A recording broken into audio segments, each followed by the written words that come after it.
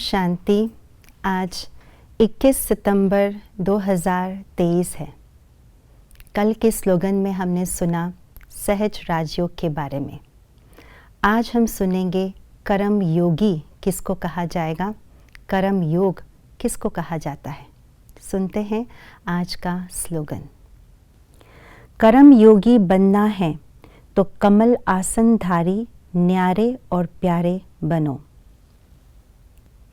कर्म योगी उसको कहा जाता है जो हर कोई कार्य करते हुए भी बुद्धि का योग सदैव एक बाबा के साथ ही लगा रहे।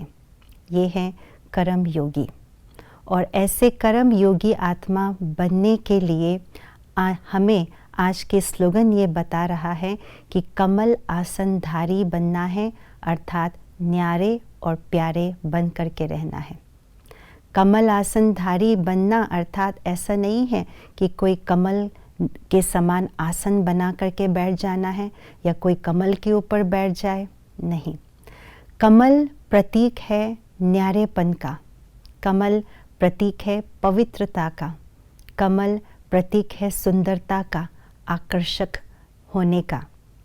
और आसन माना ही स्थिति, आसन माना ही है सीट, और सीट माना स्थिति, आत्मा की स्थिति ही आत्मा की सीट है।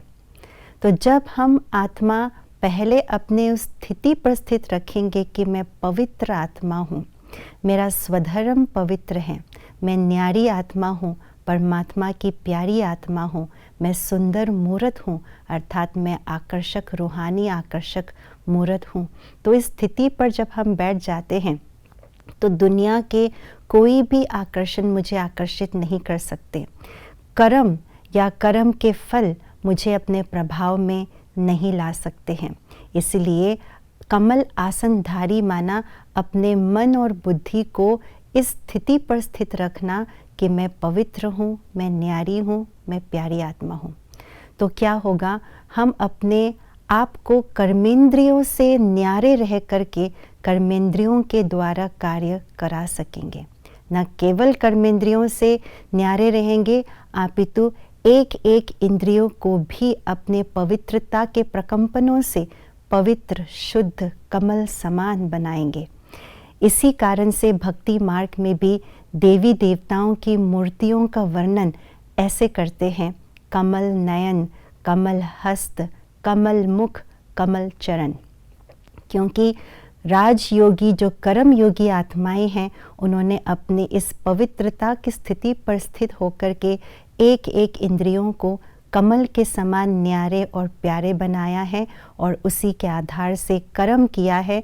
तो कोई भी कर्म का प्रभाव, कर्म का बंधन आत्मा को छू भी नहीं सकते हैं।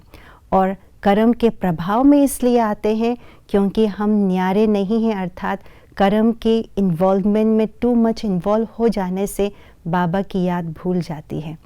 तो जो ऐसे कमल आसनधारी होंगे तो कर्म भी ऐसे ऊपर स्थिति में स्थित होकर के स्थित रहेंगे, बाबा की लगन में मगन होकर के स्थित रहेंगे।